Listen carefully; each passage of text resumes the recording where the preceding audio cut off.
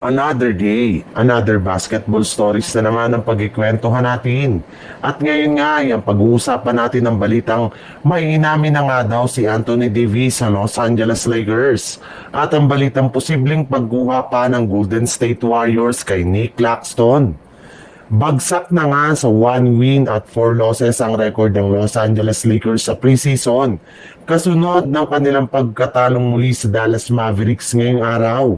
At magkakaroon pa nga sila ng huling preseason game sa susunod na araw laban sa Sacramento Kings bago sila tuluyang pumasok sa regular season.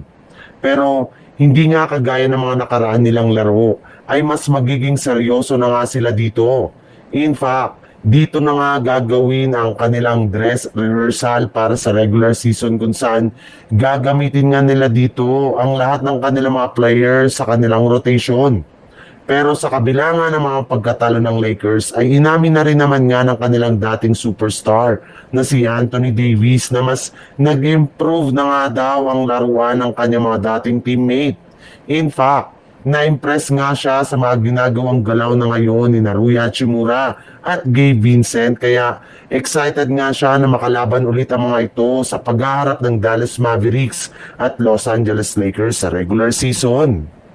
Sa ibang balita naman, alam naman nga po ninyo na medyo matanda na rin naman nga po si Horford ngayon habang hilaw pa rin naman nga mga galaw na Jackson Davis at Quinton Post.